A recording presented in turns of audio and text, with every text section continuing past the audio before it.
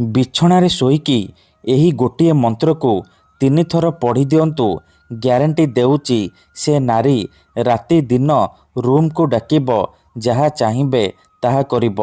ଯଦି ଆପଣ କେଉଁ ଝିଅ ବା ବିବାହିତା ନାରୀକୁ ମନେ ମନେ ଭଲ ପାଉଛନ୍ତି କିନ୍ତୁ ଯେତେ ଚେଷ୍ଟା କଲେ ମଧ୍ୟ ତାକୁ ପଟେଇ ପାରୁନାହାନ୍ତି, ତାକୁ ନିଜର ମନ କଥା କହିବାକୁ ଡରୁଛନ୍ତି, ଆଉ ଆପଣ ଚାହୁଁଛନ୍ତି କି ସେ ଝିଅ ବା ବିବାହିତା ନାରୀ ନିଜେ ଆସି ଆପଣଙ୍କୁ ଭଲ ପାଉଛି ବୋଲି କହୁ, ତେବେ ଆଜିର ଏହି ଭିଡ଼ିଓଟି ଆପଣଙ୍କର କାମରେ ଆସିବ। କାରଣ ଆଜିର ଏହି ଭିଡ଼ିଓଟିରେ ମୁଁ ଆପଣଙ୍କୁ ଶିଖେଇବି ସବୁଠାରୁ ଶକ୍ତିଶାଳୀ ନାରୀ ମୋହିନୀ ବଶୀକରଣ ମନ୍ତ୍ର।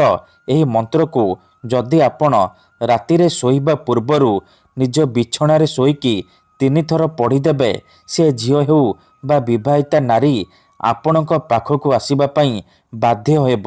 ରାତି ଦିନ ଫୋନ୍ କରିବ, ଘରକୁ ଡାକିବ, ଯାହା ଚାହିଁବେ ତାହା କରିବ।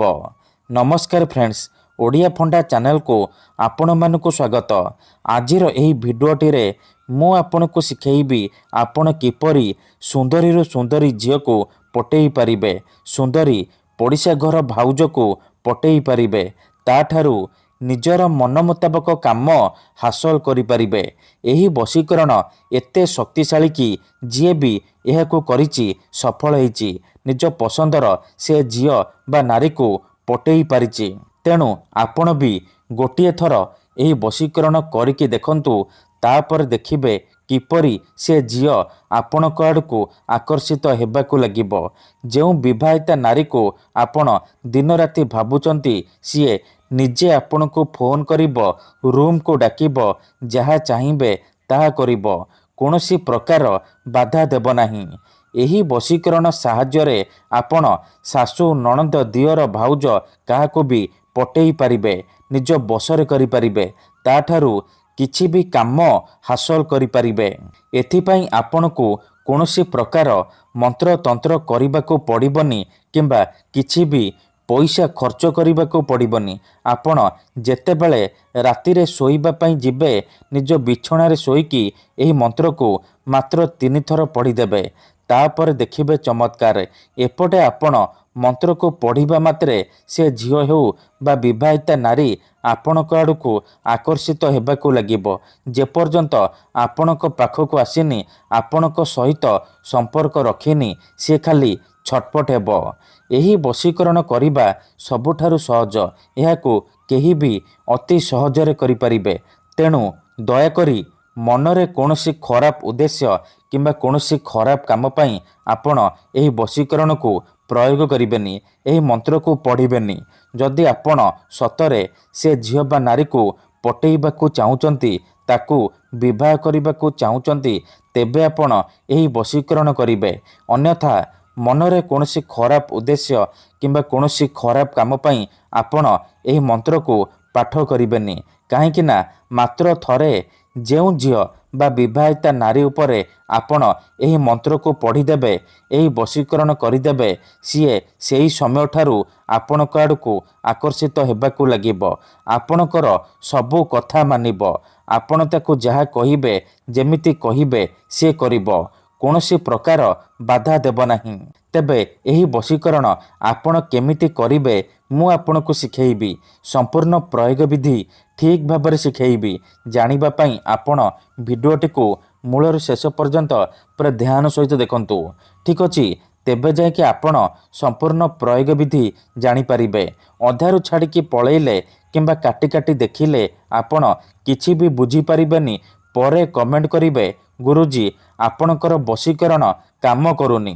ଦେଖନ୍ତୁ, ବଶୀକରଣ କରିବା ପୂର୍ବରୁ ପ୍ରଥମେ ବଶୀକରଣକୁ ଠିକ୍ ଭାବରେ ବୁଝନ୍ତୁ, ପ୍ରୟୋଗ ବିଧିକୁ ଠିକ୍ ଭାବରେ ଶିଖନ୍ତୁ, ତାପରେ ଆପଣ ବଶୀକରଣ କରିବା ପାଇଁ ଯିବେ। ଦେଖନ୍ତୁ, ମନ୍ତ୍ର, ତନ୍ତ୍ର, ଯନ୍ତ୍ର, ବଶୀକରଣ ଇଏ ଏମିତି ସେମିତି କାମ କରେନି। ମନରେ ସମ୍ପୂର୍ଣ୍ଣ ବିଶ୍ୱାସ, ନିଷ୍ଠା ଆଉ ଏକାଗ୍ରତାର ସହିତ ଆପଣଙ୍କୁ ଏହି ବଶୀକରଣ କରିବାକୁ ପଡ଼ିବ।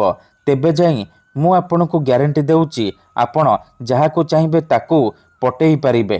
ତେବେ ଚାଲନ୍ତୁ ଜାଣିବା ଏହି ବଶୀକରଣ ଆପଣ କିପରି କରିବେ। ତା ପୂର୍ବରୁ ଯଦି ଆପଣ ଆମ ଚ୍ୟାନେଲକୁ ପ୍ରଥମ ଥର ଆସିଛନ୍ତି, ତେବେ ଦୟାକରି ଚ୍ୟାନେଲକୁ ସବସ୍କ୍ରାଇବ୍ କରି ପାଖରେ ଥିବା ବେଲ୍ ଆଇକନ୍କୁ ମଧ୍ୟ ଦବାଇ ଦିଅନ୍ତୁ, ଯାହାଦ୍ୱାରା ଆମେ ଯେଉଁ ବି ଭିଡ଼ିଓ ଅପଲୋଡ଼ କରିବୁ ସର୍ବପ୍ରଥମେ ଆପଣ ଦେଖିପାରିବେ। ଏହି ବଶୀକରଣକୁ ଆପଣ କେଉଁ ବି ବାରରେ କରିପାରିବେ, କିନ୍ତୁ ଯେବେ ବି କରିବେ ଶୋଇବା ପୂର୍ବରୁ କରିବେ। ବିଛଣାରେ ଶୋଇକି ମନ୍ତ୍ରକୁ ପଢ଼ିବେ। ବିଧିଟି କରିବା ପୂର୍ବରୁ ହାତ ଗୋଡ଼ ଧୋଇକି ସଫା ବସ୍ତ୍ର ପିନ୍ଧିକି ଏହି ବଶୀକରଣକୁ ଆରମ୍ଭ କରିବେ। ପ୍ରଥମେ ଆପଣ କ'ଣ କରିବେ, ଯେତେବେଳେ ରାତିରେ ଶୋଇବା ପାଇଁ ଯିବେ ନିଜ ବିଛଣା ଉପରେ ପୂର୍ବ ଦିଗକୁ ମୁଣ୍ଡ କରିକି ଶୋଇପଡ଼ିବେ। ତାପରେ ଡାହାଣ ହାତକୁ ଛାତି ଉପରେ ରଖିବେ ଆଉ ଆଖି ବନ୍ଦ କରିକି ସେଇ ଝିଅ ବା ବିବାହିତା ନାରୀକୁ ମନେ ମନେ ଭାବିବେ, ତାକୁ ନିଜ ମନରେ ଭାବିବେ। ଭାବି ସାରିବା ପରେ ଏହି ମନ୍ତ୍ରକୁ 3 ଥର ପଢ଼ିବେ।